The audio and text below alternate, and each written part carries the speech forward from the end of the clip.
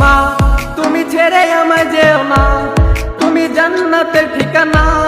যারা মাকে কষ্ট দাও জান্নাত পাবে না। তুমি ছেড়ে আমায় যেও না, তুমি জান্নাতের ঠিকানা। যারা মাকে কষ্ট দাও জান্নাত পাবে না।